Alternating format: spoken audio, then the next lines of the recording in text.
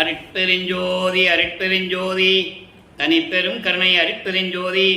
எல்லா உயிர்களும் இன்புற்று வாழ்க, வள்ளல் மலரடி வாழ்க வாழ்க, கொல்லா விரதம் போல எல்லாம் ஓங்குக, நல்லோர் நினைத்த நலம்பெறுக, நன்றி நினைத்த எல்லோரும் வாழ்க இசைந்து. உலக மக்களே, அறிவார்ந்த அன்பர்களே, ஆண்மநேய ஒருமைப்பாடுடைய அன்பர்களே, வல்லப்பமான நம்ம கரிய திருவட்பாவிலிருந்து அருட்பெருஞ்சோதி ஆண்டவருடைய திருவிளையாடலை பார்த்து கொண்டிருக்கிறோம். இந்த பிரபஞ்சம் தோன்றிய காலத்திலிருந்தே அருட்பெருஞ்சோதி ஆண்டவர் ஏராளமான திருவிளையாடல்கள் செய்திருந்தாலும் கூட கலியுகத்தினுடைய கடைசி திருவிளையாடல் 1823ஆம் ஆண்டு தொடங்கி 30/1/1874 இரவு 12 மணி வரையிலும் திருவிளையாடல் தொடர்கிறது. 51 ஆண்டுகள் நடந்த திருவிளையாடல்களை 8 ஆண்டுகளாக பிரித்து அருட்பெருஞ்சோதி ஆண்டவர் தன் மகனை, தன்னிடம் இருந்த செல்வ பிள்ளையை ஒரு தாயின் வழியாக இந்த பூலோகிற்கு வருவிக்க செய்து 8 ஆண்டுகளாக தன் மகனுக்கு அருளை கொடுத்து கொண்டிருக்கிறார் என்பதை திருவட்பாவிலிருந்தே பார்த்து கொண்டிருக்கிறோம். சமயங்களும் மதங்களும் மார்க்கங்களும் தோன்றிய காலகட்டங்களில் இந்த 4 யுகங்களிலுமே சமயங்களும் மதங்களும் மார்க்கங்களும் பரவி அவர்களுடைய கர்த்தாக்களை, உருவங்களை உருவகப்படுத்தி ஆலயங்களை அமைத்து மக்களை வழிபட செய்து விட்டார்கள். யுகங்களுக்கும் இந்த சமயங்களுக்கும் மதங்களுக்கும் மார்க்கங்களுக்கும் ஒரு ஆயுள் காலம் உண்டு. அதன் பிறகு அதனுடைய செயல்பாடுகள் இருக்காது. அந்த நிலையில் உலக மக்களுக்கென்று ஒரு ஆன்மீக பாதை தேரும், ஒரு ஆன்மீக மார்க்கம் வேண்டும் என்பதற்காக அந்த ஆன்மீக மார்க்கம் சமரசமாக இருக்க வேண்டும், உலக மக்களெல்லாம் சமரசமாக இன்புற்று வாழ வேண்டும் என்பதற்காக சுத்த சன்மார்க்கத்தை நிறுவி அதை தன் மகன் கையில் ஒப்படைப்பதற்காகத்தான் தன் மகனை இந்த பூலோகிற்கு ஒரு தாயின் வழியாக வருவிக்க செய்தார் அருட்பெருஞ்சோதி ஆண்டவர். தன் மகன் வருவிக்க உற்ற பிறகு தன்னுடைய மகன் அந்த தாயின் கருவறையிலே இருக்கும் பொழுது எப்படியெல்லாம் திருவிளையாடல் செய்தார் என்பதை பார்த்துவிட்டோம். கருவறை இருட்டாக என்று நினைக்கும் போது ஒளி காட்டியது. பசி என்று தன் தந்தையிடம் சொல்லும் போது அருட்பெருஞ்சாண்டவர் கருவறைக்கு சென்று தன் மகனுக்கு அருளமுத ஊட்டியது. இப்படி நடந்த திருவிளையாடல்களை நாம் பார்த்துவிட்டோம். வருவிக்க உற்ற 8 ஆண்டுகளுக்குள் தன் மகனுக்கு எந்த விதமான அருளையும் அவர் கொடுக்கவில்லை. நமது பிள்ளை பெருமானவர்கள் வருவிக்கற்ற 1ஆம் ஆண்டிலிருந்து 8 ஆண்டுகள் வரையிலும் அவர் எப்படி துன்பப்பட்டார், எப்படி வருத்தப்பட்டார் என்பதையெல்லாம் நாம் பார்த்துவிட்டோம்.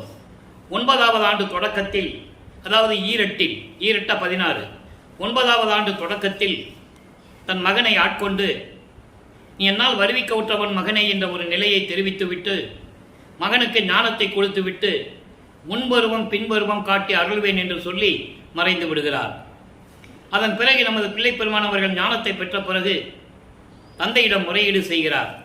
அந்த காலகட்டங்களில் இந்த சமயங்களும் மதங்களும் மார்க்கங்களும் சைவ சமய தலைவனாகிய சிவபெருமானை கடவுள் என்றும், அதே போன்று ஒவ்வொரு சமயத்தினுடைய தலைவர்கள் இருக்கிறார்கள். வைஷ்ணவ சமயத்தின் தலைவன் திருமாலை அவர்கள் அந்த சமயத்தை சேர்ந்தவர்கள் கடவுளாக ஏற்றுக்கொண்டார்கள். அதே போன்று முருகன், விநாயகன், அம்மை, இவர்கள் எல்லாம் அவர்களுடைய சமயத்துக்கு ஏற்றபடி, அவர்களுடைய கருத்துக்கு ஏற்றபடி உருவங்களை அமைத்து ஆலயங்களை அமைத்து வழிபட செய்து விட்டார்கள் மக்களை. இந்த நிலையில் இருக்கும்போது வல்லற்பமானவர்களும் சமயங்களும் மதங்களும் மார்க்கங்களும் சூழ்ந்திருந்த காலகட்டங்களில் அவரும் இறைவனை எப்படியெல்லாம் வழிபடுகிறார் என்பதை நாம் பார்த்து கொண்டிருக்கிறோம். சிவபெருமானை எப்படியெல்லாம் உருவகப்படுத்தினார்கள் என்பதை நம் இறைவனுடைய, அதாவது வல்லற்பமானவர்களுடைய திருவட்பாவிலிருந்து நாம் ஒவ்வொரு பாடலின் மூலமாக பார்த்து கொண்டிருக்கிறோம். பாடலை நன்றாக கவனியுங்கள். இப்போது இறைவனிடம் முறையீடு செய்கிறார். எப்படி? 140வது பாடல் என்று திருவருள் முறையீடு மொத்தம் 232 பாடல்களை கொண்டது. இதுவரையில் 139 பாடல்களை பார்த்திருக்கிறோம். இன்று 140வது பாடல். வீட்டு தலைவா நின் பால் வணங்கார்த்தம் வரிசை தலை மாட்டு தலைப்பட்டி மாட்டுத்தலை புன் வராகத்தலை ஆட்டுத்தலை வெறி நாய்த்தலை பாம்பின் அடும் தலை கல் பூட்டுத்தலை வெம்புளை தலை நாற்றப்புழு தலையே. இது பாடல் புரியாவிட்டால் கூட இறைவன் கொடுத்த விளக்கம் மிகவும் எளிமையாக இருக்கும். அதாவது, இறைவா, உன்னை பற்றி நினைத்து உள்ளம் உருகி வணங்காதவர்களுடைய தலை இருந்து என்ன பிரயோஜனம்? அது எப்படிப்பட்ட தலைன்னு சொல்றாரு பாருங்க. அதாவது, பேரின்ப வீட்டின், அதாவது மோட்ச வீட்டின் தலைவா, உன்னுடைய திருவடிகளை வணங்காதவர்களின் தலை யாது எனில், மாட்டு கொட்டாயிலே கட்டிய மாட்டுத்தலை, இழிந்த அருவருப்பான மலம் தின்னும் பன்றியினுடைய தலை, ஆட்டுத்தலை, வெறி பிடித்த நாய்களின் தலை, கொடிய விஷமுடைய பாம்பின் தலை, கல்லாலான பூட்டுத்தலை, கொடிய தீய குணங்களுடைய தலை, துர்நாற்றம் உடைய புழுவின் தலை. ஏன் இதை சொல்றாருன்னா, இறைவனை நினைத்து வணங்காதவர்களுடைய தலை எப்படிப்பட்ட தலை என்று கூறுகிறார். அதாவது உணர்வு இல்லை என்று கூறுகிறார்.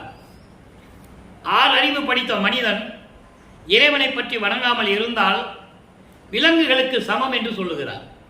அதை நீங்க புரிஞ்சுக்கணும். விலங்குகளுக்கு தான் தெரியாது இது கடவுள், இது மனிதர்கள், கடவுள்கள், நல்லது கெட்டது, இதெல்லாம் விலங்குகளுக்கு தெரியாது இல்லையா? அப்ப விலங்குகளுடைய தலையினுடைய அறிவு எப்படி இருக்கும்? அந்த நிலையில் இருந்து கொண்டிருப்பார்கள் உன்னை வணங்காதவர்கள். அது மட்டுமல்ல, நான் உன்னை தினமும் வணங்குகின்றேன் அல்லவா, எனக்கு அருள வேண்டும் இல்லையா? உன்னாலே வருவிக்க உற்று பல மன துயரங்களை சுமந்து கொண்டு உன்னை வணங்கிக் கொண்டிருக்கிறேன். மற்றவர்கள் வணங்காதவர்கள் தலை எப்படி வேணாலும் இருந்துட்டு போகட்டும். ஆட்டுத்தலையாகவும், பன்றி தலையாகவும், மாட்டுத் தலையாகவும், கொடிய விசை பாம்புடைய தலையாகவும் எது வேணா இருந்துட்டு போட்டோம். அவங்களுக்கு அந்த உணர்வு இருக்காது. 5 அறிவு படைத்த மிருகங்கள், விலங்குகள், நான் உன்னை வணங்குகின்றன அல்லவா, நீ எனக்கு அருள வேண்டும் அல்லவா என்று முறையீடு செய்கிறார். இப்போ வல்லப்பமானவர்கள் இந்த பூலோகிற்கு வருவிக்க உற்று 2வது எட்டில் இருந்து கொண்டிருக்கிறார்.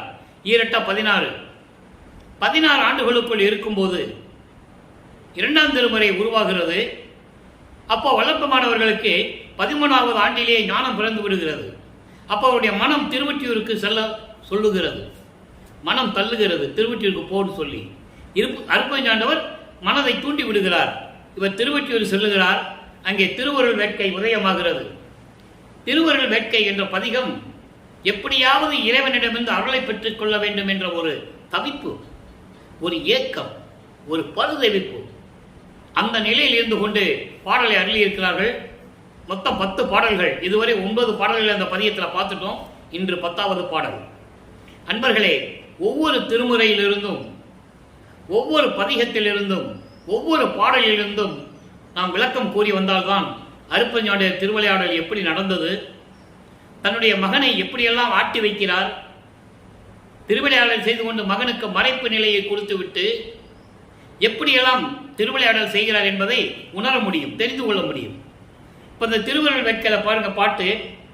பால் நடையாம் காணில் பரிந்து உழல்வது அல்லது நின் சீர்நடையாம் நன்னெறியில் சேர்ந்திலேன் ஆயிடினும் நேர்நடையாம் என் கோயில் வந்து நின்று நின்று வாடுகின்றேன். வார்நடையார் காண வளர் ஒற்றி மண் அமுதே, வளர் ஒற்றி மண் அமுதே என்று சொல்லுகிறார். அது விளக்கம் பாருங்க. அதாவது உன்னால வருவிக்க உற்று எவ்வளவு துன்பங்கள் இடையிலும் உன் கோயிலுக்கு வந்து உன்னை வணங்கி வணங்கி வாடிக்கொண்டிருக்கிறேன். அதனுடைய விளக்கம் எப்படி சொல்றார் பாருங்க. அதாவது உலகியலிலே உன்னாலே வருவிக்க உற்று யாரிடமும் சொல்ல முடியாமல் திக்கு தெரியாத காட்டில் உள்ளது போல, அதை காணம் என்று சொல்லுகிறார். காணில் காணம் என காடு. உன்னாலே வருவிக்க உற்று யாரிடமும் சொல்ல முடியாமல், நான் இறைவனுடைய மகன் என்று சொல்ல முடியாமல், அவர்கள் பேசுகின்ற ஏற்றுகளும் பழி சொற்களையும் சுமந்து கொண்டு மன துன்பத்தோடு திக்கு தெரியாத காட்டில் இருந்து போல நான் இருந்து கொண்டிருக்கிறேன். அப்படி இருந்தாலும் கூட இதை தவிர உன்னுடைய அருள் நெறியான நல்ல நெறியில் சேராமல் நான் இருந்தாலும் எனக்கு தெரியாது. உன்னுடைய நெறி என்ன, உன்னுடைய அருள் பக்குவம் என்ன என்று கூட எனக்கு தெரியாது. எதுவும் தெரியாத நிலையில் நான் இருந்து கொண்டிருந்த போது, அப்படி இருந்தாலும் உன் கோயிலுக்கு நேரில் வந்து தினமும் நின்று நின்று வாடுகிறேன். உன் கோயிலுக்கு வந்து தினமும் வாடிக்கொண்டிருக்கிறேன், துன்பப்பட்டு கொண்டிருக்கிறேன். செல்வ செழிப்போடும் பூஞ்சோலைகளும் நிறைந்த திருவொற்றியூரில் இருக்கும் அமுதம் போன்ற இறைவனே, விரைவில் வந்து எனக்கு அருள்வாயாக என்று கூறுகிறார். எப்படியாவது இறைவனிடம் அருளை பெற்றுக்கொள்ள வேண்டும் ஏக்கம். ஏன் அவருக்கு தெரியாது எந்த காலகட்டங்களில் எது நடக்கணும் தெரியாது. ஆனால் இறைவன் மகன் மட்டும் தெரியும் அவருக்கு. அதுக்காக தான் ஒரு தாயின் வழியாக வருவிக்க செய்தார் என்பது மட்டும் தெரியும். ஏன் வருவிக்க செய்தார் என்பது தெரியாது அவருக்கு. அப்போ சுத்த சன்மார்க்கத்தை பற்றி அவருக்கு தெரியாது. நமது குழந்தை இறைவனுக்கு, பிள்ளை பெருமானுக்கு தெரியாது. அதனால தான் சிவபெருமான் தான் இறைவன் என்று சொல்லி அந்த காலகட்டங்களில் சமயங்களும் மதங்களும் மார்க்கங்களும் எப்படி சொல்லிக்கிட்டு இருந்தனோ அதே போல அவரும் இருந்து கொண்டிருக்கிறார். திருநீர் பூசிக்கொண்டும் உத்தராட்ச மாலையை கழுத்திலே போட்டுக்கொண்டும் சங்கற்ப விகற்பங்களில் ஈடுபட்டு கொண்டும் கற்பூரை ஏற்றி வழிபடுறது, தேங்காய் உடைச்சி வழிபடுறது, ஊதுவத்தி கொடுத்துறது, இப்படியெல்லாம் செஞ்சுக்கிட்டு தான் இருக்கிறாரு. ஏன்னா இருந்துதான் ஆகணும், காலத்தின் கட்டாயம். தந்தைய மகனை இருக்காக வைக்கிறார், அருள் பக்குவம் பெற வேண்டும் என்பதற்காக. அது அவருக்கு தெரியாது. அந்த நிலையில் இருக்கும்போது இரண்டாம் திருமுறை இந்த பதிகங்கள்லாம் உருவாகி எப்படியெல்லாம் ஒவ்வொரு பாடலிலும் இறைவனிடம் வேண்டுகிறார் என்பதை நாம் பார்த்து கொண்டிருக்கிறோம். இரண்டாம் திருமுறை மொத்தம் 1207 பாடல்கள், 150 பதிகம். இன்றுதான் 16வது பதிகத்தை நிறைவு செய்கிறோம். இன்னும் நிறைய பதிகங்கள் இருக்கு, நிறைய பாடல்கள் இருக்கு, நிறைய விளக்கங்கள் இருக்கு. நீங்க தினமும் பார்க்கணும். என்னடா இது 1 மணி நேரம் 50 நிமிடம் 50 நிமிடம் 1 மணி நேரம் ஆகுது என்று சொல்லி நீங்கள் தயங்காதீர்கள் தயவு செய்து. ஏனால் ஒரு இறைவனுடைய திருவிளையாடலை 202 ஆண்டுகளாக மறைத்து விட்டார்கள். திருவருட்பாவுடைய விளக்கங்களை யாரும் கூறவில்லை என்பதுதான் உண்மை. அதை இந்த வள்ளலார் ஊழியன் செய்து கொண்டிருக்கிறேன் 4 வருடங்களாக. இன்னும் 4 வருடங்கள் நான் பேசணும் உங்ககிட்ட. அப்படிதான் இறைவனுடைய திருவிளையாடல் பூர்த்தியாகும். அதனால தயவு செய்து பதிவை பாருங்கள். இது வியாபார நோக்கத்திற்காகவோ மற்ற நன்மைக்காகவோ இந்த பதிவை நான் பதிவிடவில்லை. என்னுடைய ஆதங்கம் பிள்ளை பெருமானுடைய வல்லற்பெருமானுடைய இறைநிலையையும் அவர் யார் என்ற நிலையையும் அருட்பெருஞ்சோண்டவர் எப்படியெல்லாம் அவரை பெற்று வளர்த்தார் விண்ணுலகத்திலே என்பதையும் யாரும் மக்களிடம் சொல்லாததனால் இறைவன் என்னை சொல்ல வைத்துக் கொண்டிருக்கிறார். உங்களிடம் நான் சொல்லிக் கொண்டிருக்கிறேன், அவ்வளவுதான். இதில் எந்த விதமான நோக்கமும் இல்லை. இங்கே சொல்லக்கூடிய கருத்துக்கள் விளக்கங்கள் எல்லாமே இறைவனால் அருளப்பட்டது, என் சொந்த கருத்து அல்ல என்பதை மறுபடியும் மறுபடியும் தாழ்மையுடன் நான் தெரிவித்துக் கொள்கிறேன். இப்போ வல்லற்பெருமானவர்கள் 2வது எட்டிலிருந்து 3வது எட்டுக்குள் சென்று கொண்டிருக்கிறார். 24 ஆண்டுகள் வரைக்கும் நமது பிள்ளை பெருமானவர்கள் இறைவனுடைய மகன் என்று தெரிந்தும் கூட இறைவனிலிருந்து எந்த அருளையும் பெற முடியாமல் எப்படி தவித்துக் கொண்டிருக்கிறார் என்பதை தான் பார்த்து கொண்டிருக்கிறோம். 16 ஆண்டுகள் வரைக்கும் எந்த விதமான பதிலும் இல்லை, இறைவனிடமிருந்து எந்த விதமான அருளையும் பெற முடியவில்லை. இப்போ 17வது ஆண்டிலிருந்து 24 ஆண்டுகளுக்குள் என்ன நடந்தது என்பதை தான் பார்த்து கொண்டிருக்கிறோம். இதுவரையில் 11 பதிகங்களை நாம் பார்த்திருக்கிறோம். இன்று 12வது பதிகம் காட்சி அற்புதம் என்ற பதிகத்திலே 8வது பாடல். 11 பதிகத்திலும் 3ஆம் திருமுறையிலே இவர் திருவொற்றியூருக்கு செல்லுவதும் அதற்கு முன்னால் திருமுல்லை வாயிலுக்கு செல்லுவது, திருவள்ளிவாய் தாயத்துக்கு செல்லுவது எந்த புரோஜனம் இல்லைன்னு தெரிஞ்சு போச்சு அவருக்கு. அப்போ இப்போ திருவொற்றியூருக்கு மட்டும்தான் சென்று கொண்டிருக்கிறார். இந்த பாடலுடைய விளக்க முதல்ல பார்ப்போம், அதுக்கப்புறம் விரிவாக பேசுவோம். சலம் காதலிக்கும் தாள் சடையார். இந்த 3ஆம் திருமுறையிலே நாம் ஏற்கனவே பார்த்த பதியங்களுடைய ஒரு சின்ன சுருக்கம். ஏன்னா இன்னைக்கு புதுசாக பார்க்குறவங்களுக்கு தெரியணும்ல, இந்த பதிவை புதிதாக பார்க்கின்றவர்களுக்கு தெரியணும். திருவொற்றியூரில் தேரஜ பெருமானை எப்படியாவது வருவார், திருவிழா வீதி வரும்போது அதாவது தேரில் வச்சு கொண்டு வருவாங்க, எப்படியாவது பார்த்து அருளை பெற்றலான்னு சொல்லி அங்கே நிற்பார். அப்போது இறைவன் இவரை பார்க்கறது இல்லை, இவரை பார்த்து தெருவழியாக ஓடுறது, அப்புறம் இவர் நாரையையும் கிளிகளையும் தூது அனுப்புறது, ஒரு குரத்தி பெண்ணிடம் போய் குறி கேட்கிறது, இந்த நிலைகளெல்லாம் நாம் பார்த்து விட்டோம். அதில் எந்த விதமான புரோதனமும் இல்லை, எந்த விதமான பலனும் இல்லை. இப்போ காட்சி அற்புதம். காட்சி அற்புதம் என்பது இறைவனுடைய அந்த காட்சியை பார்த்ததை விளக்கமாக, அதாவது அந்த அற்புதமான காட்சியை மக்களிடம் சொல்லுவது, அதான் காட்சி அற்புதம். அதை சொல்லிக் கொண்டிருக்கிறார். சலம் காதலிக்கும் தாள் சடையார் தாமே தமக்கு தாதையானார். நல்லா கவனிக்கணும்.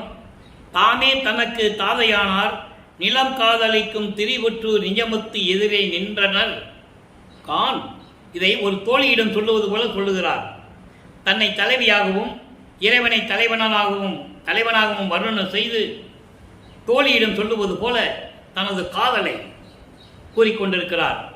அதன் மூலம் உலக மக்களுக்கு தெரிவித்துக் கொண்டிருக்கிறார் என்பது பொருள். விளங்காதவரை தரிசித்தேன். அவன் ஒரு விளங்காத ஆளு. விளங்காதவரை தரிசித்தேன், மீண்டும் காணேன், மெய் மறந்தேன், கலங்கா நின்றேன், என்னடி நான் கனவோ நனவோ கண்டதுவே. இது பாடல்.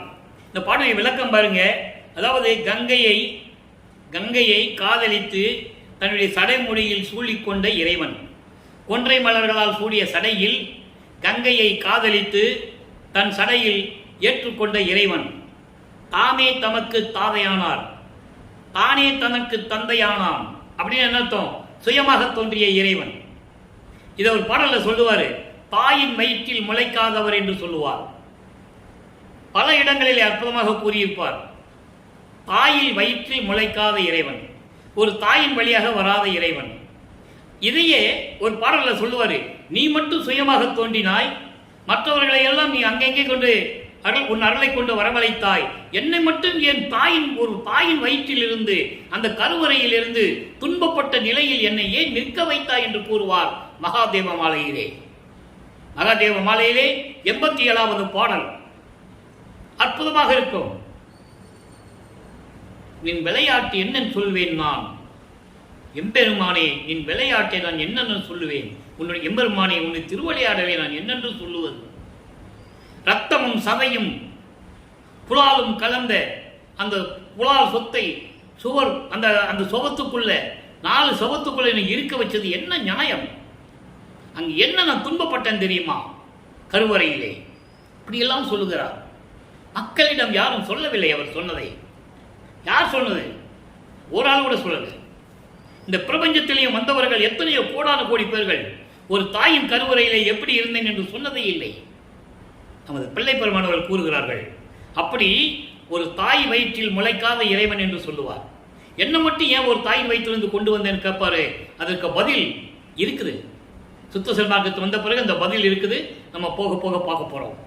அப்போ சுயமாக தோன்றிய இறைவன் நிலம் காதலிக்கும் திருவற்றூரில் நியமத்து. நியமம் என்பது கோயில். இந்த பூலோகத்திலே போற்றக்கூடிய அளவிற்கு திருவொற்றியூர் என்னும் இடத்திலே அந்த கோயிலிலே எதிரே நின்றார். இப்ப பார்க்கிறார் இறைவனை. இறைவன் காட்சி கொடுக்கிறார், மகனுக்கு காட்சி கொடுக்கிறார். இப்போ ஆனா சில நேரங்களில் விளங்காதவரை தரிசித்தேன். எதுக்கு நின்னாரு? இத்தனை வருஷமா நிற்காதவர், வராதவர், 24 ஆண்டுகள் வரைக்கும் வராதவர், இப்ப வந்து எதுக்கு நின்று தரிசனம் கொடுக்கிறாரு? விளங்காதவரை தரிசித்தேன். உலகில சொல்லுவாங்கல்ல, விளங்காதவன் தான் உன்னை போய் பார்த்த பாரு அப்படிம்பாங்க. உலகில சொல்லுவாங்கல்ல, நீ விளங்காதவன், ஏமாத்திக்கிட்டே இருந்த, நீ விளங்காதவன், உன்னை பார்த்து என்ன பிரயோஜனம் சொல்லுவாங்க. அது மாதிரி சொல்றாரு, விளங்காதவரை தரிசித்தேன். எந்த விதமான உபயோகம் இல்லை, ஒரு பிரயோஜனம் இல்லை. சும்மா நின்னாரே, நான் பார்த்தேன், தரிசித்தேன், அதுக்கப்புறம் காணோம், மறைஞ்சிட்டார். மீண்டும் காணேன். இவ்வளவு அற்புதமா சொல்ற பாருங்க. ஒரு வரியில இறைவனுடைய திருவிளையாடலையும் சொல்றாரு, இறைவனுடைய மகனும் சொல்றாரு, எப்படிப்பட்டவனும் சொல்றாரு, இறைவன் எப்படிப்பட்டவனும் சொல்றாரு. எவ்வளவு அற்புதம் பாருங்க. விளங்காதவரை தரிசித்தேன். அந்த விளங்காத ஆளு, உபயோகம் இல்லாத ஆளு போய் நான் தரிசித்தேன், வணங்கினேன். காரணம், என் முன்னா நின்றுட்டேன், வணங்கினேன். மீண்டும் காணேன். மறுபடியும் நான் பார்த்தேன், இல்லை, மெய் மறந்து நின்றேன். எவ்வளவு துன்பப்பட்டேன் தெரியுமா? கலங்கா நின்றேன், கலக்கத்தோடு நின்று கொண்டிருக்கிறேன், மெய் மறந்து. மறுபடியும் பார்க்க முடியலையே, ஒரு நொடியில மறைஞ்சிட்டாரே என் தோழியே. நான் கண்டது கனவா நனவா எனக்கு தெரியவில்லையே, நான் என்ன செய்வேன் என்று சொல்லுகிறார். ஆக உலக மக்களுக்கு என்ன சொல்லுகிறார்? உலக மக்களே, நான் வருவிக்க ஒற்று 24 ஆண்டுகள் வரையிலும் 9வது ஆண்டிலே என்னை வந்து ஆட்கொண்ட இறைவன் அதன் பிறகு எந்த விதமான அருளையும் கொடுக்கவில்லை. நான் 24 ஆண்டுகள் வரையிலும் திருவொற்றியூரிலும் திருமுல்லை வாயிலும் திருமலை தாயத்திலும் தரிசிப்பதற்காக கோயிலுக்கு சென்று கொண்டு ஒரு பிரயோஜனம் இல்லை. இப்போ திருவொற்றியூருக்கு போனேன், விளங்காதவரை தரிசித்தேன். எந்த விதமான உபயோகம் இல்லை, ஒரு பிரயோஜனம் இல்லை. என் முன்னால் இன்னும் தரிசனம் காட்சி கொடுத்துட்டாரு, வேற வழி இல்லை, நான் தரிசித்தேன், அப்புறம் மறைஞ்சிட்டாரு. மீண்டும் காணேன். மறுபடியும் நான் பார்க்கல, மெய் மறந்து நின்றேன், கலங்கா நின்றேன், கலக்கத்தோடு நின்றுட்டு இருக்கேன், மெய் மறந்து நின்று கொண்டிருந்தேன், உலக மக்களே, இந்த நிலைதான் எனக்கு தொடர்ந்து கொண்டிருக்கிறது என்று சொல்லி திருவெற்பாவிலே நமக்கு அருளி இருக்கிறார்கள். திருவெற்பா பிரபஞ்சத்தின் உண்மைகளை கூறக்கூடிய நூல், இறைவனால் அருளப்பட்டது. வேற நூல்களெல்லாம் பிறந்து வளர்ந்து இறைவனை வேண்டி போற்றி பாடி இறைவனர்களை பெற்று பாடியிருப்பார்கள். யாரோ சொல்லி யாரோ பாடியிருப்பார்கள், யாரோ சொல்லி யாரோ கதை எழுதியிருப்பார்கள். ராமாயணம் மகாபாரதம் அப்படிதான் நடந்த காலத்தில் யார் எழுதலை, உங்களுக்கே தெரியும்.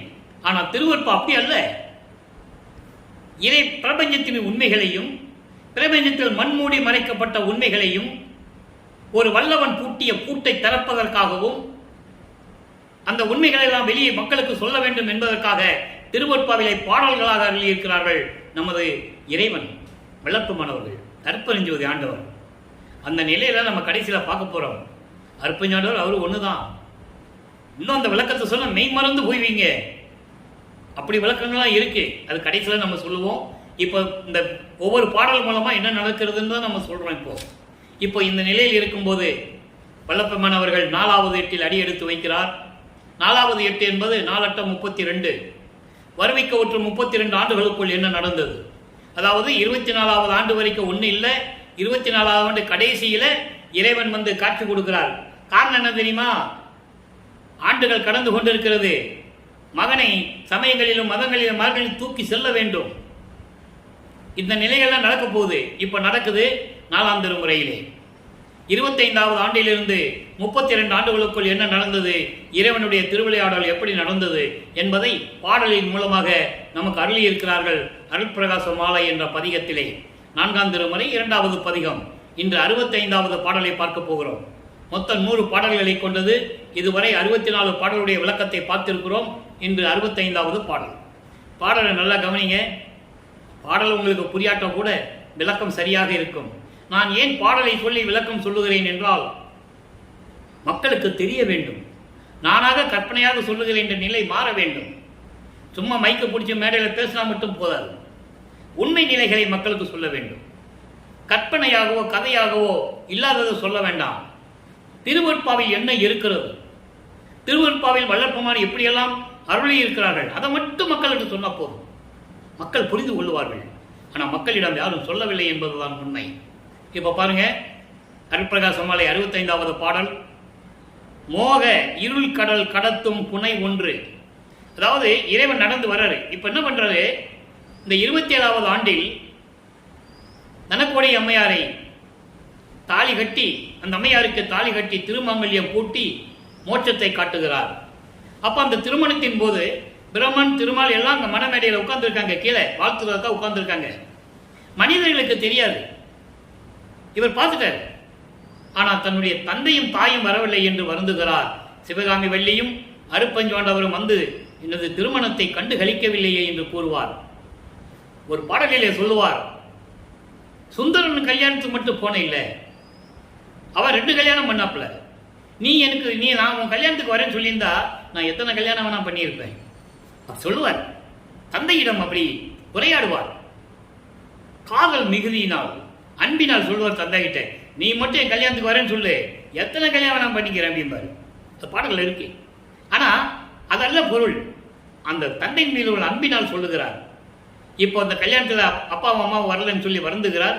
அந்த விளக்கத்தை நம்ம பின்னால பார்க்க போறோம். இந்த திருவிளையாடலை மட்டும் சொல்லியாச்சு, மனசுல வச்சுக்கங்க. அந்த பாடல் விளக்கம் வரும்போது உங்களுக்கு புரிஞ்சிடும். அப்போ இந்த நிலை மாறிய பிறகு அந்த கடமையை முடிச்சிட்டாரு. அந்த அம்மாவுக்கு விமோசனத்தையும் கொடுத்துட்டாரு. இப்ப அந்த நிலை முடிஞ்சு போச்சு. அப்போ பற்றுகளை அறுத்தாச்சு, உலக விடயங்கள் அறுத்தாச்சு, மண்ணாசை பெண்ணாசை பொன்னாசை அறுத்தாச்சு, உலக வாழ்க்கையை விட்டாச்சு. காமம் குரோதம் லோகம் மோகம் மதம் ஆச்சரியம் பிட்ட துரிசிகளை கடந்தாச்சு. சமயங்களையும் மதங்களையும் மார்க்கங்களையும் சொல்லப்பட்ட நிலைகள் எல்லாம் விட்டாச்சு. திருநீர் பூசுனதை விட்டாச்சு, உத்தராட்ச மலையை கூட்டி கழட்டி போட்டாச்சு, வெள்ளாடை உணித்தியாச்சு, முக்காடு போட்டாச்சு. இப்போ கதவு பூட்டியாச்சு, வீட்டுக்குள்ள உட்காந்து கதவு பூட்டியாச்சு, தாழ்பால் போட்டாச்சு. இனிமே எங்கேயும் போறதில்லை. அவன் வந்தா, எங்க அப்பா வந்தா கதவை திறந்துட்டு வரட்டும். கதவு சும்மா திறந்ததுன்னா நான் மனசு மாதிரி அவனை வரவேற்றுடுவேன். அதனால மனசு மாதிரி இருக்கக்கூடாது, அதனால கதவை பூட்டிட்டேன்னு சொல்றாரு. இப்போ பூட்டியாச்சா? இப்ப தந்தைக்கு தெரிஞ்சு போச்சு, அருப்பஞ்சாண்டவருக்கு தெரிஞ்சு போச்சு. ஆகா, மகன் கோபமாயிட்டாரு, இனிமே காலம் தாமதிக்கக்கூடாது அப்படின்னு விண்ணுலகத்திலிருந்து இருட்டில் தெருவழியா நடந்து வராரு. அவர் நடந்து வந்ததை பாடலின் மூலமாக நமக்கு கூறுகிறார். அற்புதமாக இருக்கும். மோக இருள் கடல் கடத்தும் புனை ஒன்று. 2 திருவடிகளை சொல்றாரு. ஒரு திருவடி மோக இருள் கடல் கடத்தும் புனை. மோகம் என்னும் கடலை கடத்துவது. மனிதனுக்கு மோகம் இருக்கக்கூடாது. மோகம் என்ற கடலை கடத்தி ஒரு தெப்பமாக இருக்கின்ற அமைதியான சூழ்நிலையில் இருக்கின்ற தெப்பத்தில் அலை இருக்காது. கடல் அலை இருக்கும், சத்தம் இருக்கும், ஆர்ப்பாட்டம் இருக்கும், எல்லாம் இருக்கும். அது போன்று இருக்கின்ற மோகம், அந்த மோகத்தை, அந்த கடலை, மோகம் என்னும் கடலை தெப்பமாக்கியது. புனையின தெப்பம், புனரின கடல், புனையின தெப்பம். அப்ப தெப்பத்தில் அமைதி இருக்கும், மனம் சாந்தம் இருக்கும். அததான் சொல்றாரு, வேற ஒன்றும் இல்லை. மோகம் என்னும் பெரும் கடலை கடத்தி அதை தெப்பமாக்கியது ஒரு திருவடி. அதோடு மட்டுமல்ல, நிறைந்த மோன சுகம் அளிப்பிக்கும் துணை ஒன்று. மோன சுகம் பேரின்பம், பேரின்பத்தை கொடுக்கக்கூடிய திருவடி ஒன்று. ஆக 2 திருவடி ஆயிடுச்சா? இந்த 2 திருவடிகளும் யோக மலர் திருவடிகள். அப்படி போன்ற மலர் போன்று மென்மையான யோகமான திருவடிகள் வருந்த கால் வலிக்க தெருவில் நடந்து வந்த அருளி உணர்விலேயே பொருட்டாக இருட்டு இரவில் நடந்து. அதனை இருட்டு இரவுன்னு சொல்றாரு. இரவுனால இருட்டு தானே. அப்ப இருட்டு இரவுன்னு என்ன சொல்றாரு? நள்ளிரவு. யாரும் இல்லாத நேரத்தில் நள்ளிரவுல நான் இருக்க இடத்தை தேடி வந்து எப்படிப்பட்ட திருவடிகள், அந்த 2 திருவடிகள் கால்வழிக்க நடந்து வந்த அருளி நான் இருக்கும் இடத்தை அடைந்து என்ன சொல்றாரு? மோகமனை பெருங்கதவம் திறப்பித்து, போகமனை பெருங்கதவம் திறப்பித்து, அழகான பெரிய வீட்டு கதவு தெருக்கதவை திறப்பித்து உள் புகுந்து புலையேனை அழைத்து தன்னை தாழ்த்துக் கொள்கிறார். வேற ஒன்றும் இல்லை. மகனே என்று அழைத்து, மகனே என்று அழைத்து ஒன்று பொருந்த என் கையில் கொடுத்தாய். கையை பிடிச்சி வச்சிக்க மகனேன்னு சொல்லி ஒன்று கொடுத்தார். அந்த ஒன்று என்பது என்ன? அருள் கொடை. அதை நம்ம விளக்கத்தில் பார்க்க போறோம். அவர் அருட்பிரகாச மாலையில ஒவ்வொரு பாடலிலும் ஒன்று ஒன்று தான் சொல்லுவார். அது ஒரு அருள் கொடை. என்ன அருள் கொடைன்றது 6ஆம் திருமுறையில் நம்ம பார்க்க போறோம். ஒவ்வொரு பாடலுக்கு ஏற்றபடி அந்த கனெக்டிவிட்டி, அந்த தொடர்புடைய பாடல் எப்படி சொல்லிக்கிறது 6ஆம் திருமுறையில் எடுத்து உங்களுக்கு நான் சொல்லிக் கொண்டிருக்கிறேன். ஆக இறைவன் நடந்து வந்து எப்படிப்பட்ட திருவடிகள், அப்படிப்பட்ட திருவடிகள் நடந்து வந்து தெருக்கதவை திறக்க செய்து தாழ்பாலை திறப்பித்து மாமகனை என்று அழைத்து என் கையில் ஒரு அருள் கொடையை கொடுத்தார். புரியுது உங்களுக்கு? இப்போ சுத்த சன்மார்க்கம் இருக்குது, அவருக்கு தெரியும். இறைவன் அருட்பெருஞ்சோதி ஆண்டவர் என்று தெரியும். வேற ஒன்றும் இல்லை. அருட்பெருஞ்சாண்டவர் வேறு யாரும் இல்லை. சுயமாக ஆதியம் அந்தம் எல்லாம் அருட்பெருஞ்சோதி சுயமாக தோன்றியவன். இந்த சமயங்களும் மதங்களும் மார்க்கங்களும் எல்லாம் அவரை சிவபெருமான் என்று வர்ணனை செய்தது. ஏன்னா அருட்பெருஞ்சோதின்னு சொல்லிட்டா அந்த நெறியில இருக்கணும், சுத்த சன்மார்க்க நெறியில இருக்கணும். நீ சிவபெருமான் சொன்னா நீ என்ன வேணா பண்ணிக்கலாம், நீ எப்படி வேணா இருந்துக்கலாம், எப்படி வேணாலும் வாழலாம், எப்படி வேணா இருந்துக்கலாம். ஆனால் சுத்த சன்மார்க்கத்துக்கு வந்துட்டா மாமிசம் சாப்பிடக்கூடாது, உயிர்களை கொலை செய்யக்கூடாது, சில உருவ வழிபாடு இருக்கக்கூடாது, சங்கல்ப விகல்பங்களில் ஈடுபடக்கூடாது. இப்படி நிறைய நெறிகள் இருக்கு. அதனாலேயே அதை மறைத்து யாருமே சொல்லாமல் விட்டுட்டாங்க. அதை சொல்லுவதற்காகவும் சுத்த சன்மார்க்கத்திலே இந்த உலக மக்களை இணைத்து சுத்த சன்மார்க்கத்தை உலக மக்களுக்கு கொடுத்து உலக மக்கள் இன்புற்று வாழ வேண்டும் என்பதற்காகவே நான் வருவிக்க உற்றேன் என்று கூறுவார். அகத்தை கருத்து புறத்தை வெளுத்திருந்த உலக அனைவரையும் சகத்தை திருத்தி, திருத்தி என்பது என்ன? அந்த அறியாமையை நீக்கி அவங்களுக்கு உணர்த்தி சன்மார்க்கத்தை அடைவித்திட அவரும் இகத்தை பரத்தை பெற்று, இகம் என்பது இந்த பூலோகம், இந்த பூலோகத்திலே எல்லா செல்வங்களையும் பெற்று மகிழ்ந்திடுவதற்கென்றே இன்புற்று வாழ வேண்டும் என்பதற்காகவே என்னை உகத்தே இறைவன் வருவிக்க உற்றேன். உகம்னா இந்த யுகத்துல, கலியுகத்துல. இப்போ கலியுகம் முடிஞ்சிருச்சு. 1900 கலியுகம் முடிஞ்சிருச்சுன்னு வளர்ப்பமா நமக்கு சொல்லிட்டாரு. ஆனா உலக மக்களை யாரும் சொல்லல. அவர் சொன்னதை வெளியே கொண்டு வந்து யாருமே சொல்லலையே. இப்ப நம்ம ஒளி யுகத்தில் இருந்துட்டு இருக்கோம், சதுர யுகம்னு பேரு. சுத்த சன்மார்க்க காலத்தில் இருக்கிறோம். சுத்த சன்மார்க்க காலம் தொடங்குவதற்கு 1 ஆண்டுகள் இருக்குது என்று சொல்லுவார். அது எதை குறிப்பிட்டு சொன்னார்? 30/1874 நான் இறைவனான பிறகு சுத்த சன்மார்க்க காலம் தொடங்கிவிட்டது. அது எப்போ சொல்றாரு? 1873 சொல்றாரு. இன்னும் 1 வருஷம் இருக்குன்னு சொல்றாரு. சுத்த சன்மார்க்க காலம் தொடங்குறதுக்கு இன்னும் 1 மாசம் இருக்கு, 1 வருஷம் இருக்கு, 12 மாதங்கள் இருக்குன்னு சொல்லுவார். 12 மாதங்கள் இருக்கே, 1 வருஷம் இருக்குன்னு சொல்லுவார். எதை நினைத்து சொன்னார்? நான் அருட்பெருஞ்சோதி ஆண்டவர் ஆன பிறகு, நானும் என் தந்தை அருட்பெருஞ்சாண்டவர் ஒன்றாக இணைந்த பிறகு சுத்த சன்மார்க்க காலம் தொடங்கிவிட்டது. 30/1/1874 இரவு 12 மணிக்கு தொடங்கிவிட்டது. மக்கள்கிட்ட யாரும் சொல்லலை. அதனால இப்ப நம்ம எங்க இருக்கிறோம், என்ன யுகத்தில் இருக்கிறோம் யாருக்கும் தெரியாது. அப்போ இந்த நிலையில் இருக்கும்போது இப்படி 32 ஆண்டுகள் வரைக்கும் இருந்த நமது பிள்ளை பெருமானவர்கள் அவர்களை பெற்றுக்கொண்டார்கள். எல்லாவற்றையும் நீக்கிவிட்டு சுத்த சன்மார்க்கம் வாங்குவதற்காக அங்கே சுத்த சிவஞான வழிக்கு செல்லுகிறார். அந்த நிலையில நம்ம பார்த்துட்டோம். இப்போ 6ஆம் திருமுறை உருவாகிறது. அருள் விளக்க மாலை இப்போ பூலோகத்தில் இருக்கிறார். அங்க போய் எல்லாம் வாங்கிட்டு வந்துட்டாரு. பூலோகத்தில் இருக்கிறார். ஏன்னா இன்னும் காலங்கள் இருக்கு, அதனால இங்க இருக்கிறார். அவர் அங்க உலகத்தில் இருக்க சொல்றாரு. உனக்குன்னு ஒரு உலகம் இருக்கு மகனே, நீ இருன்னு சொல்றாரு. இவர் வேண்டான்னு சொல்லிட்டாரு. அது நிறைய பாடல்கள் விளக்கம் இருக்கு. அதை உங்களுக்கு நான் ஏற்கனவே சொல்லிவிட்டேன். யாராலையும் மறுக்கவும் முடியாது. திருவிற்பால் இருக்கு, ஆதாரங்கள் இருக்கு. இப்போ அருள் விளக்கமாலை 77வது பாடல். இதுவரை 76 பாடல்களை பார்த்துருக்கோம். இன்னைக்கு 77வது பாடல். மொத்தம் 100 பாடல்களை கொண்டது. ஒவ்வொரு பாடல்களிலும் இறைவனிடமிருந்து தான் பெற்ற அருளையும் இறைவன் எப்படிப்பட்டவர் என்பதையும் ஒவ்வொரு பாடலின் மூலமாக விளக்கங்கள் கொடுத்திருக்கிறார்கள். அதை பார்த்து கொண்டிருக்கிறோம்.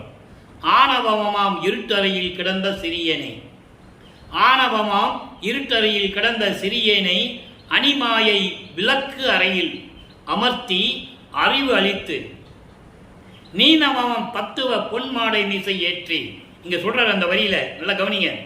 தத்துவமாம் பொன்மாடை மீசை ஏற்றி நிறைந்த அருள் அமுது அளித்து நித்தமுற வளர்த்து, நித்தமுற வளர்த்து மானுர எல்லா நலமும் கொடுத்து உலகம் அறிய, அண்டர்லைன், உலகம் அறிய மணிமுடியும் சூட்டி.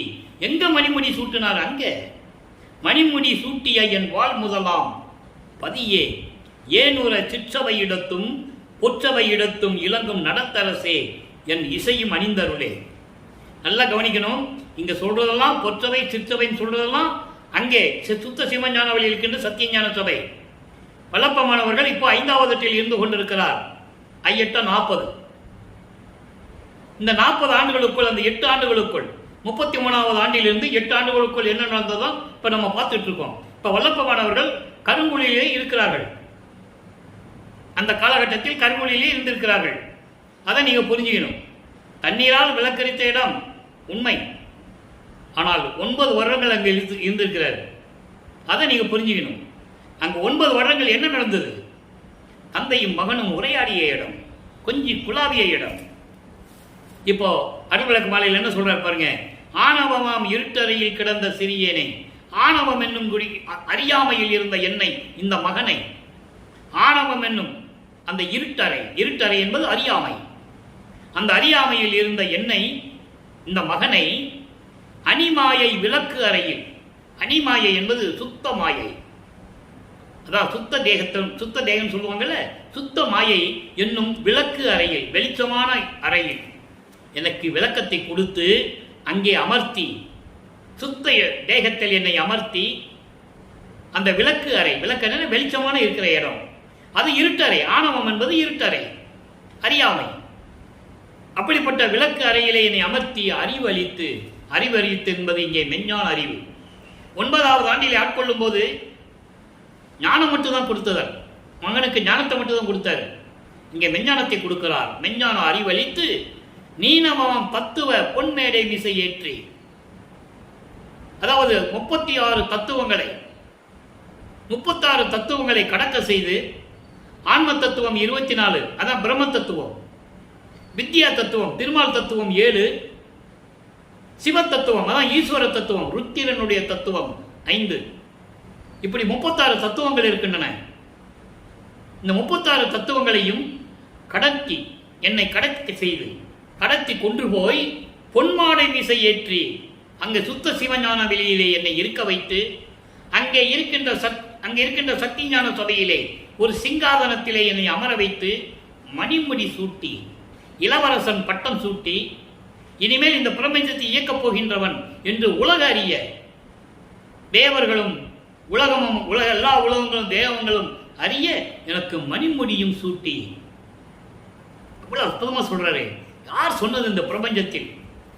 எந்த முனிவனும் எந்த ரிஷியும் எந்த பதத்தலைவனும் யாரும் சொன்னதில்லை.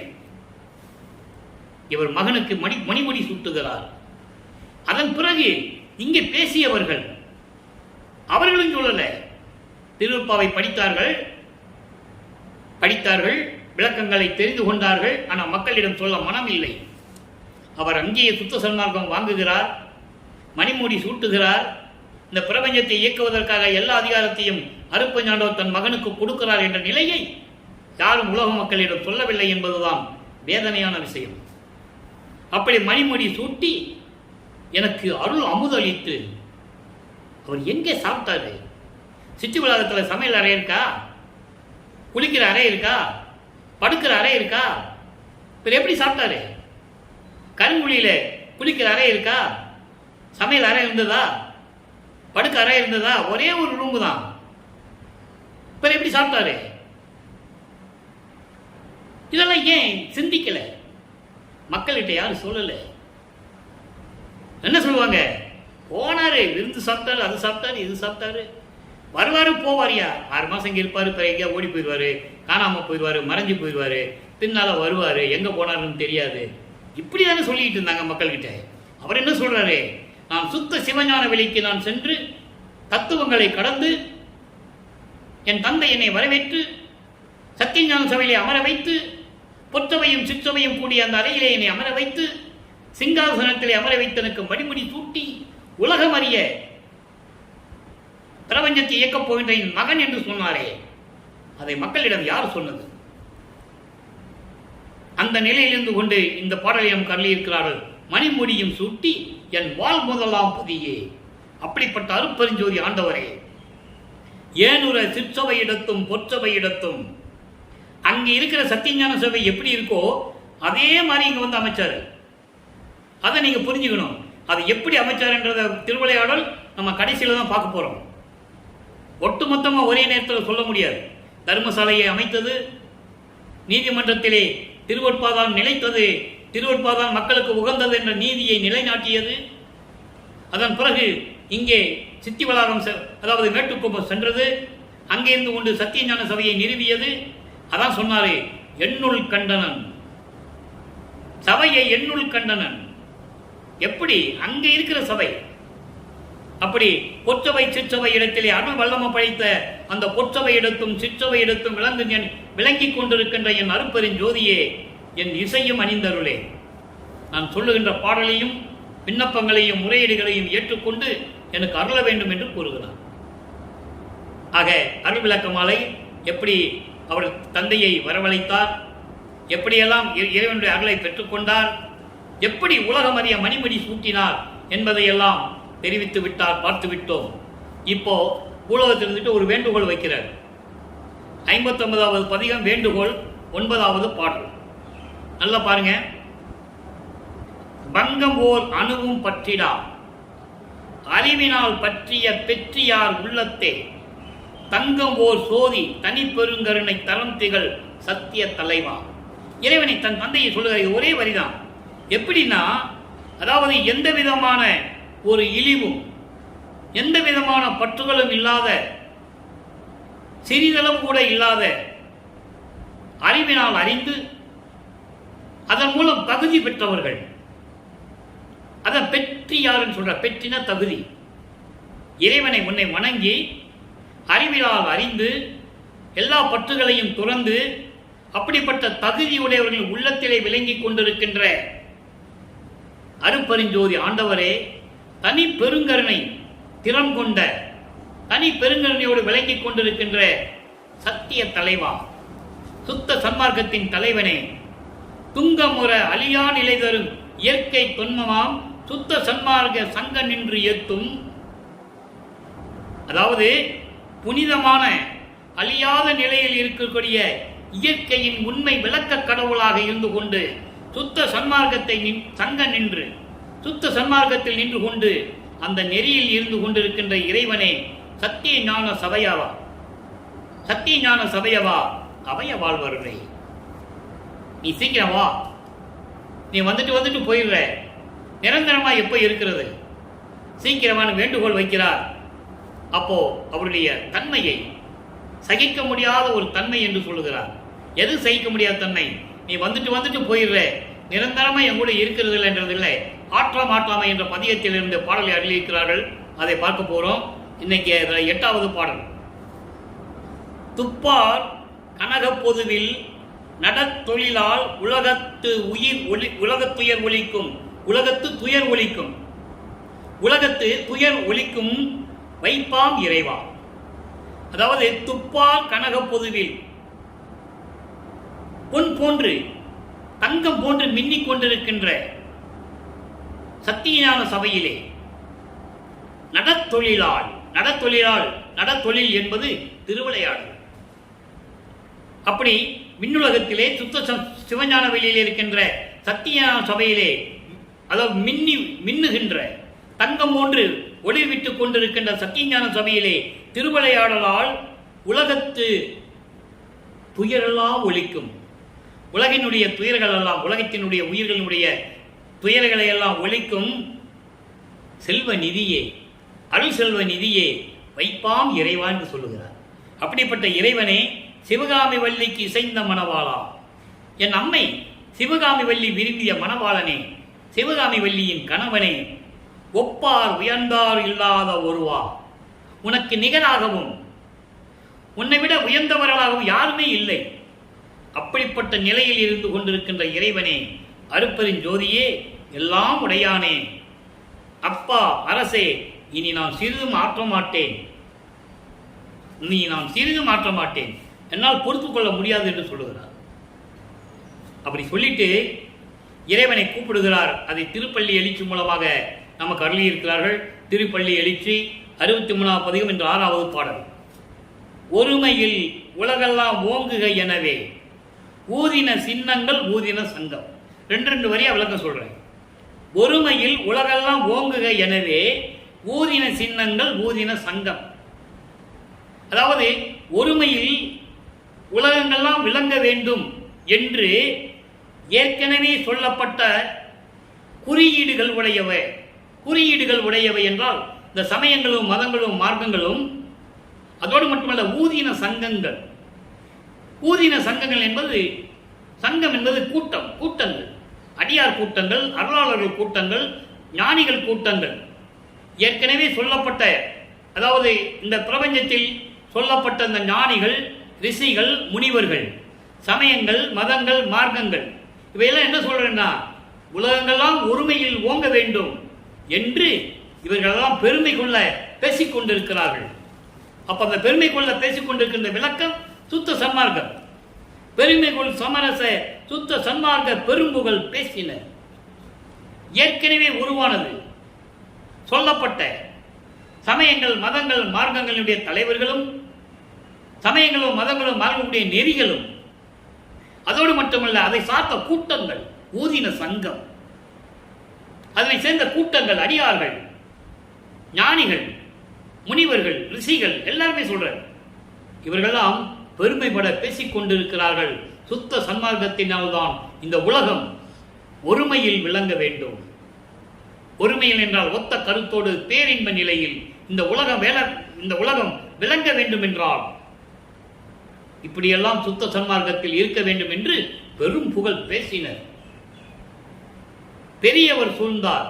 பெரியவர் என்பது தேவர்கள். தேவர்கள் சூழ்ந்தார்கள். அரிமையும் எளிமையும் ஆகி அன்றாகி. எவ்வளவு பெரிய விளக்கம் தெரியுமா அது? அரிமையும் எளிமையும் ஆகி. அருமை என்பது யாருக்கும் காண கிடைக்காத இறைவன், யாரும் காண முடியாத இறைவன். பிரம்மன், திருமால் முதல் தேவர்கள் யாவரும் சரி, யாரும் அறிய முடியாத இறைவன், யாரும் பார்க்க முடியாத இறைவன், எளிமையான இறைவன். அப்படிப்பட்ட இறைவன் அன்றாகி, இதெல்லாம் உருவங்களோடு இருக்கிறவர்.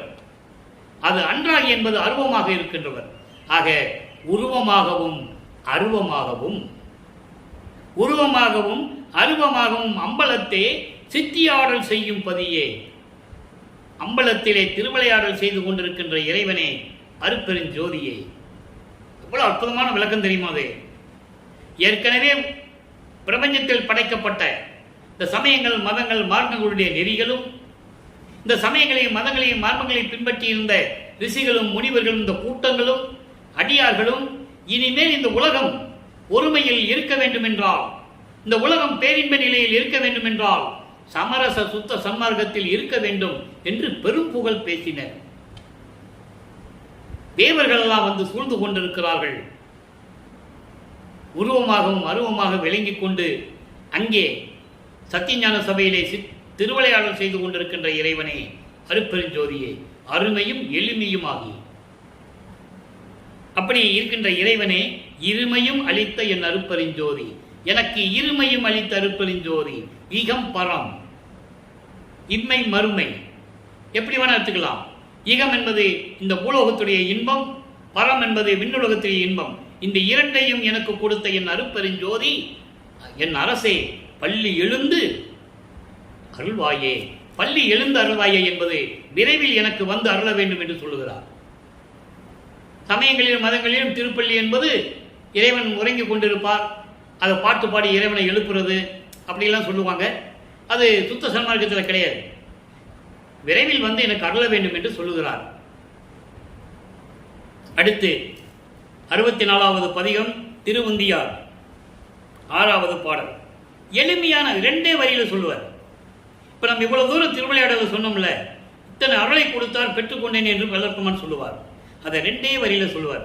அதையும் சொல்ல நான் கடமைப்பட்டிருக்கிறேன். திரை அற்று விட்டது, திரை அற்று விட்டது, செஞ்சுடர் தோண்டிற்று, பறை ஒளி ஓங்கிற்று என்று உந்திப்பற, பலித்தது பூசை என்று உந்திப்பற. நான் ஏற்கனவே சொல்லியிருக்கிறேன், உந்திப்பற என்பது ஒரு காலத்தில் சிறுவர்கள் விளையாண்ட விளையாட்டு. எப்படின்னா, பறவை போல 2 கைகளையும் ஆட்டி பறப்பது போல விளையாடுவது. இங்கே உந்தி என்பது காற்றுக்கு இடையிலே பறவை பறப்பதற்கு ஒரு சக்தி இருக்கிறதுல, காற்றில் பறக்கணும். அதே மாதிரி காற்றுக்கு ஒரு சக்தி உண்டு, உந்துர சக்தி. அதனிடம் சொல்லுகிறார், நீ பிரபஞ்சத்தில் போய் சொல்லு என்னுடைய நிலையை. திரை அற்றுவிட்டது, மாயைகளும் மயக்கங்களும் நீங்கிவிட்டது, செஞ்சுடர் தோண்டிற்று, அடுப்பெருஞ்சோதி ஆண்டவர் கிடைத்து விட்டார், அருப்பெருஞ்சோதி தோன்றிற்று, பறை ஒளி ஓங்கிற்று. பறை ஒளி என்பது இந்த பிரபஞ்சம் முழுவதும் பரிபூரணமாக ஒளி வீசி அருப்பெருஞ்சோதி தோன்றிற்று, அருப்பெருஞ்சுடைய ஒளி கிடைத்தது. இந்த பறை ஒளி என்பது எத்தனையோ சூரிய ஒளிகளுக்கு சமமானது. 12 சூரிய ஒளிக்கு சமமானது. சூரிய ஒளியை அருப்பெருஞ்சோதியிடம் பெற்றுக்கொள்ள வேண்டும். ஆனால் அதை சொல்லுகிறார், பறை ஒளி ஓங்கிற்று, 12 சூரிய ஒளி கொண்டது அருப்பெருஞ்சோதி ஆண்டவருடைய அந்த அருப்பெருஞ்சோதி ஒளி என்று கூறுகிறார். இதையெல்லாம் நீ பிரபஞ்சத்தில் போய் சொல்லு என்று சொல்லுகிறார். பலித்தது பூசை என்று உந்திப்பெற, நான் செய்த தவங்கள் எல்லாம் பலித்து விட்டது, எல்லா அருளும் கிடைத்து விட்டது, நான் என் தந்தையிடமிருந்து பெற்றுக்கொண்டேன் என்று பிரபஞ்சம் போய் சொல்லுன்னு சொல்வார். இதான் பிரபஞ்ச வெற்றி என்று சொல்லி சொல்லுவார். ஏற்கனவே நான் சொன்னதுதான். அருள் ஜோதி ஆனேன் என்று அரையப்பா முரசு, அருளாட்சி பெற்றேன் என்று அரையப்பா முரசு. நல்லா கவனிங்க, அவரே சொல்றாரு, நான் அருட்பெருஞ்சோதி ஆகிவிட்டேன்னு சொல்றாரு. ஆனா இவங்க என்ன சொல்லிட்டு இருக்காங்க? இருக்கிறவங்க ரூமுக்குள்ள போனாரு, மறைஞ்சாரு. அப்புறம் போய் ரூமை திறந்து பார்த்தா ஒண்ணுமே காணோம். இப்படிதான் சொல்லிட்டு இருக்காங்க. அவர் ஏற்கனவே சித்தி பெற்றவர், ஏற்கனவே இறைவனாக வருவிக்க விட்டவர், ஏற்கனவே பல யுகங்களில் இருந்து கொண்டிருப்பவர் என்பதை நான் இங்கு பதிவு செய்ய கடமைப்பட்டிருக்கிறேன். திருவருட்பாவில் கண்ட உண்மைகள் இதெல்லாமே திருவருட்பாவில் இருக்கு. அப்போ இந்த நிலைக்கு சொல்றாரு, பலித்தது பூசை என்று உந்திப்பெற, நான் எல்லா அருளையும் பெற்றுக்கொண்டேன் என்று நீ பிரபஞ்சம் போய் சொல்லு என்று சொல்லுகிறார். இதே இந்த உந்திப்பெற என்ற மாதிரியே நான் ஏற்கனவே நேற்றும் கூறியிருக்கிறேன் விளக்கத்தில். 116வது பதிகம் திருவருட்பாவிலே ஆடேடி பந்து என்ற ஒரு பதிகம் இருக்கிறது. அங்கே 2 தோழிகள் பந்தாடுவது போல அந்த பாடலை நமக்கு அருளியிருப்பார்கள். அவ்வளவு உண்மை இருக்கிறது. ஏற்கனவே அந்த பாடலுடைய விளக்கத்தில் நம்ம பதிவில் போட்டுட்டோம். அப்போ அதே நிலைதான் இங்கேயும் உந்திப்பற என்பது. ஒரு விளையாட்டின் மூலமாக, ஒரு குழந்தைகள் விளையாடுவதன் விளையாட்டின் மூலமாக தன்னுடைய செய்தியை, தன்னுடைய நிலையை உலக மக்களுக்கு தெரியப்படுத்த வேண்டும் என்பதற்காக திருவந்தியார் பதியத்திலே நமக்கு அருளியிருக்கிறார்கள் என்பதை நீங்கள் புரிந்து கொள்ள வேண்டும். அடுத்து அடைக்கலம் புகுதல். அடைக்கலம் புகுதல்னா அவங்க அப்பாட்ட சொல்றாரு, நான் உன்னை சரணடைஞ்சிட்டேன், எல்லாம் கொடுத்துட்டேன், நான் உன்னை சரணடைஞ்சிட்டேன். இதை உலக மக்களுக்கு சொல்லணும். 65வது பதிகம் அடைக்கலம் புகுதல் 6வது பாடல். நல்லா பாருங்க. நீண்ட மறைகள் ஆகமங்கள் நெடுநாள் முயன்றும் வருந்தி நின்று வேண்ட அவைகளுக்கு ஒரு சிறிதும் விளங்கா காட்டாது என் பூண்ட அடியை என் தலைமேல் பொருந்த பொருத்தி எந்தனை ஆண்ட கருணை பெருங்கடலே அடியேன் உண்டன் அடைக்கலமே. இது பாடல். இந்த பாடலுடைய பொருள் பாருங்க. அதாவது உலகிலே சொல்லப்பட்ட வேதங்கள் 4, ஆகமங்கள் 28, இவங்கெல்லாம் நெடுநாள் முயன்றும், பல யுகங்கள் முயன்றும் இறைவனை பார்க்க முடியாமல், இறைவனிடம் அருளை பெற முடியாமல் வருந்தி நின்று வேண்ட அவங்களுக்கு ஒரு சிறிதும் காட்டாமல், அந்த விளக்கத்தை காட்டாமல் என் மொழியை பூண்ட, நான் பாடிய பாடல்களையும் விண்ணப்பங்களையும் முறையீடுகளையும் சொற்களை எல்லாம் கேட்டு உனது திருவடியை என் தலையில் பொருந்த வைத்து எனக்கு அருளினாய் எந்தனை ஆண்ட கருணை பெருங்கடலே. அந்த திருவடியை தலையில வச்சது ஒரு பாடலே இருக்கு. இவர் படிச்சிருப்பாரு திண்ணையிலே. அப்போ இறைவன் தெரியும், மகன் படிச்சிருக்கிறான்னு தெரியும், இவருக்கும் தெரியும், தந்தை வருவது தெரியும். அவருடைய திருவடியை இவர் தலைமையில வைக்கிறது மாதிரி படுத்திருப்பாரு. தலை இந்த பக்கம் இருக்கும், அருப்பஞ்சாண்டவர் தலை அந்த பக்கம் வச்சு காலை இவர் தலைமையில வைப்பாரு. ஆசீர்வாதம் பண்ணுறதுக்காக வைப்பாரு. இவர் காலை தூக்கி வெளியே போடுவார், தட்டி விடுவார். திருப்பி அவர் வைப்பாரு, திருப்பி தட்டி விடுவார். 3வது தடவை வைக்கும்போது இவரால் தட்ட முடியாது. அப்படியே இறைவன் அழித்து பிடிச்சிக்குவாரு, இவரால் முடியாது. அதுக்கப்புறம் தான் எந்திரிப்பாரு. அந்த நிலையை இங்க சொல்றார். அதாவது என் தலைமையில் பொருந்த பொருத்தி எந்தனை ஆண்ட கருணை பெருங்கடலே அடியேன் உன் அடைக்கலமே, நான் உன் அடைக்கலமாகிவிட்டேன் என்று சொல்லுகிறார். அடுத்து பாருங்க, பற்று அறுத்தல். பற்று அறுத்தலை சொல்றாரு. எப்படி சொல்றாரு பாருங்க. வாய்மட்டில் சொல்லுகின்ற வார்த்தை அன்று இது, வாய்மட்டில் சொல்லுகின்ற வார்த்தை அன்று இது, என் மனம் ஒத்து சொல்லிய வாய்மை முக்காலும். முக்காலும் சத்தியமான்னு சொல்லுவாங்கல்ல உலகியல்ல. முக்கால் 3 காலங்கள், நிகழ்காலம், வருங்காலம், முடிந்த காலம் அப்படின்லாம் சொல்லுவாங்க. முக்காலும் சத்தியமான்னு சொல்லுவாங்கல்ல, அதை அந்த பாடல சொல்றாரு. நான் சொல்றது ஏதோ பேச்சுக்காக வாய் மட்டும் சொல்ற மட்டும் நீ நினைக்காத.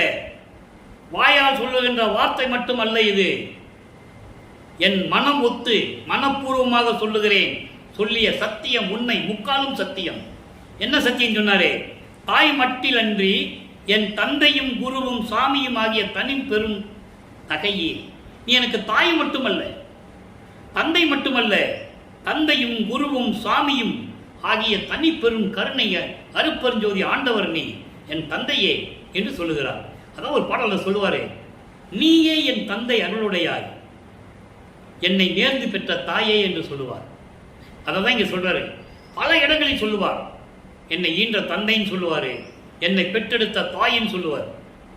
நீ எனக்கு தாய் மட்டுமல்ல, எனக்கு தந்தையும் குருவும் சாமியும் அருப்பெருஞ்சோதி ஆண்டவரும் எல்லாம் நீதான் எனக்கு. ஆய்மட்டில் என் உடல் ஆதியை உமக்கே. ஆய்மட்டில் என்பது என்னை பொறுத்த மட்டில் மனப்பூர்வமாக என் உடல், உடம்பு, பொருள், ஆவி அத்தனையும் உமக்கே அன்புடன் கொடுத்த நான் ஆண்டவரே, உனக்கே நான் கொடுத்துட்டேன். எனக்கு எந்த விதமான பற்று கிடையாது, எந்த ஆசையும் கிடையாது, மனப்பூர்வமாக கொடுத்துட்டேன். நீர் ஏய் மட்டில் எப்படி ஏனும் செய்கிற்பீர். நீங்கள் முடிந்த அளவு, இயன்ற அளவு நீ என்ன வேணா பண்ணிக்கோ, அவ்வளவுதான். எல்லாத்தையும் நான் கொடுத்துட்டேன்ல, நீ என்ன வேணா பண்ணிக்கோ, எனக்கு அது ஒன்றும் ஆட்சேபனை இல்லை என்று சொல்லி என்னை பள்ளி எழுப்பி இன்பம் தந்தீரே. திருப்பள்ளி எழுச்சியில் எப்படி சொல்லுவாரு? பள்ளி எழுந்து அருள்வாயேன்னு சொல்லுவாரு. நீ இங்க வந்து எனக்கு அருளை கொடுக்கணும்னு சொல்லுவாரு. இங்க வந்த பிறகு, மகனுக்கு கொடுத்த பிறகு இவர் சொல்றாரு, என்னை எழுப்பி இன்பம் தந்தீரே.